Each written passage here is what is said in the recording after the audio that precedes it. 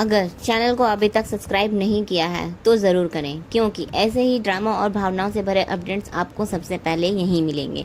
आज के एपिसोड की शुरुआत होती है कोठारी परिवार में एक धार्मिक हवन से, जहां माहौल भक्तिमय है, लेकिन अनुपमा के मन में हलचल मची हुई है। उसकी आंखों में बेचैनी है, उसकी सांसें तेज चल रही हैं। अचानक उसे दिखती है ख्याति, गुस्से में भरी हुई, उसकी ओर घूरती हुई। अनुपमा चारों तरफ नज़र दौड़ाती है और उसे नज़र आते हैं मोटीबा, माही, राही और पराग। सबकी आंखों में गुस्सा है और सबके शब्दों में ताना।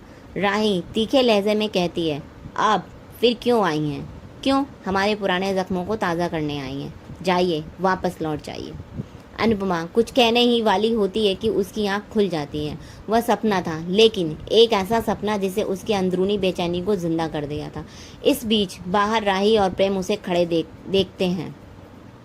राही को अपनी आंखों पर विश्वास नहीं होता है कि अनुपमा फिर से इधर घर के दरवाजे पर खड़ी है। प्रेम और राजा उन्हें अंदर आने का निमंत्रण देते हैं, लेकिन मोटी बा गुस्से से तपाक से कहती है, आपकी हिम्मत कैसे हुई यहाँ आने की? ख्याति भी पीछे से नहीं रहती, ताना मारती है, अनुपमा तुम्हें कोई शर्म नहीं बची? इस घर के धक्के मार कर निकाला गया था, फिर भी वापस आ गई। राही भी अपना गुस्सा जाहिर करती है और कहती है, मैं आपसे नहीं मिलना चाहती, आप मेरी माँ नहीं हैं। अनुपमा उनकी बातों को चुपचाप सुनती है, लेकिन जब बोलती है तो साफ शब्दों में कहती है कि वह यहाँ सिर्फ और सिर्फ अंश के लिए आई है और किसी की वजह से नहीं। यह सुनते ही सभी थोड़े चौंकते हैं। अनिल बाबूजी और लीला स्वागत करते हैं, लेकिन अनुपमा खुद को दरवाजे के पार नहीं ले जा पाती। उसे आर्यन की याद आने लगती है। उसके मन में डर है, दर्द है और शायद पछतावा भी। वह वापस जाने लगती है, तभी प्रेम उसका हाथ पकड़ता है और उसे अंदर आने के लिए कहता है।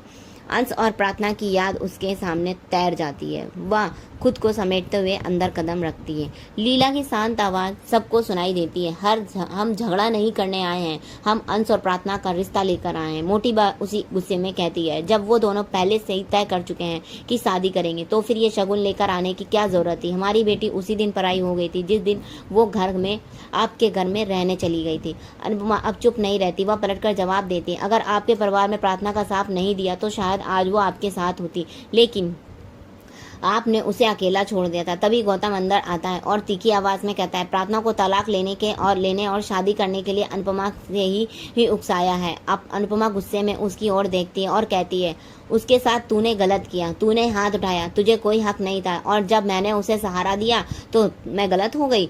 वो साफ कहती है, चाहे धरती हो या औरत, दोनों को सहन शक्ति की भी एक हद होती है। अनुपमा गौतम की ओर उसकी पिटाई याद दिलाती है और कहती है कि वह अब पुराने जख्म कुदेरने नहीं आई है। ख्याति तंज कसते हुए कहती है, अनुपमा को देखकर पुराने घाव फिर से हरे हो जाते हैं। अनुपमा शांत होकर जवाब देती है, अगर जख्म को बार बार कुरेदोगे तो वो कभी नहीं भरेंगे। वह पराग की ओर मुड़ती है और कहती है, प्रार्थना इतने समय से साफ परिवार के साथ है और उसे वहाँ बेटी की तरह सम्मान मिला है। अब उसकी खुशी के बारे में सोचिए। अगर आप उसकी भलाई चाहते हैं तो इस रिश्ते को स्वीकार कीजिए। अनुपमा का दर्द और अपील में बदल चुका था। वह कहती है, हर औरत को मायके की कमी जरूर खलती है, शायद माही और राही को भी ये कभी महसूस होता होगा, लेकिन मैंने अपने आत्मसम्मान को एक तरफ रख कर ये कदम उठाया है, अपने बच्चों के लिए और दोनों परिवार की खुशी के लिए। लीला भी साथ देती है और ये रिश्ता जोड़कर टूटे हुए दिल से और दोनों रिश्ते दोनों को जोड़ सकते हैं। बाबूजी कहते, दोनों परिवार ने बहुत कुछ खोया है, इस रिश्ते से शायद बहुत कुछ सही हो सके। बीता हुआ कल अतीत में छोड़ दो और आगे दो बढ़ो। वे कहते हैं, जिस तरह आपने राज और परी का आशीर्वाद दिया था, उसी तरह अंश और प्रार्थना को भी अपना आशीर्वाद दीजिए। लीला भावुक होकर स्वीकार करती है, मैं भी इस रिश्ते को खिलाफ थी, लेकिन बच्चों की खुशी ने मुझे मना लिया है। आप भी बच्चों के लिए इतना जरूर कीजिए।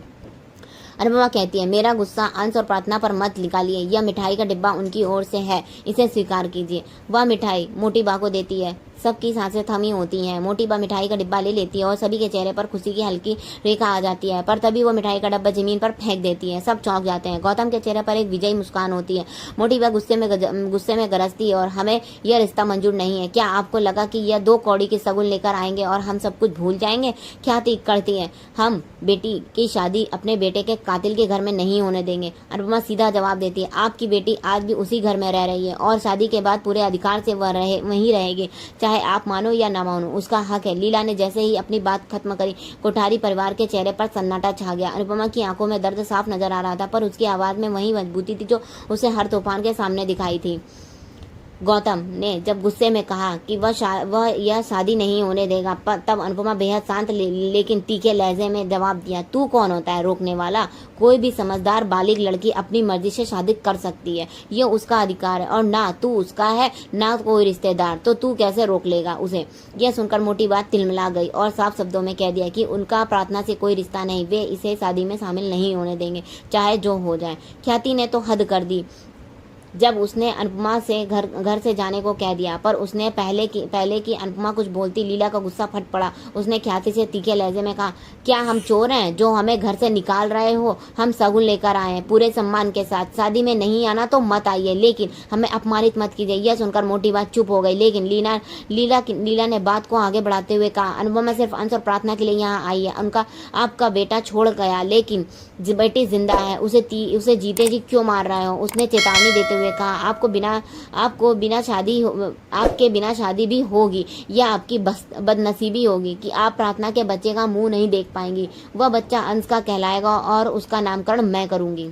सभी एक दूसरे का चेहरा देखने लगे। लीला ने एक ताना मारा, महंगी ज्वेलरी पहनने से कोई बड़ा नहीं बनता, इंसान दिल में बड़ा होता है, और आज ये आपने साबित कर दिया कि आपका दिल कितना छोटा है।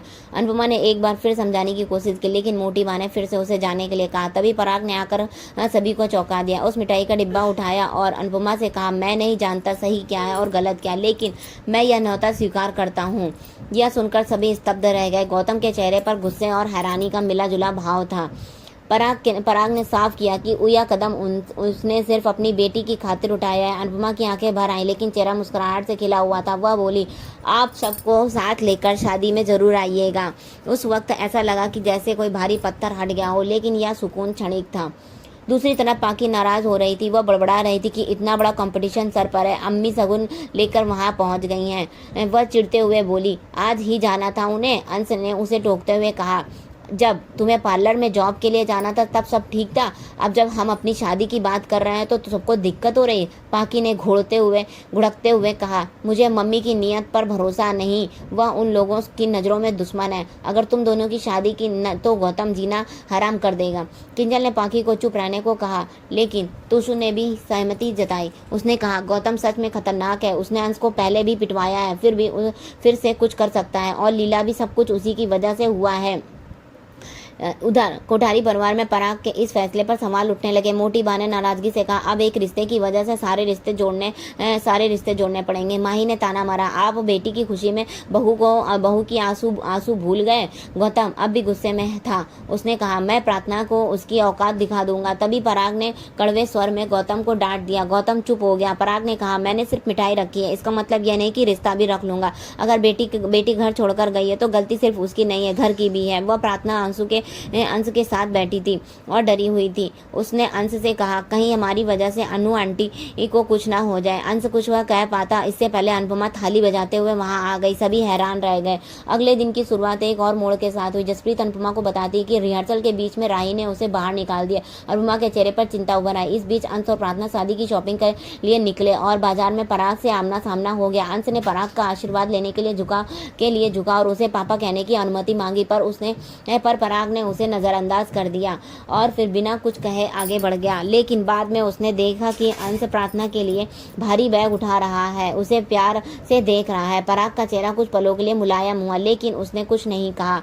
यह पूरा घटनाक्रम केवल रिश्तों की जटिलता नहीं बल्कि उस बदलाव की आहट भी था जो अनुपमा और प्रार्थना के जीवन में दस्तक देने वाला था। शादी के लिए खड़े हुए इन फैसलों के बीच हर किरदार की असलियत खुलने वाली थी और दिलों का इम्तिहान फिर से होने का तय था। आगे का एपिसोड देखने के लिए चैनल पर बने रहें। चैनल पर नए हैं तो सब्सक्राइब करें।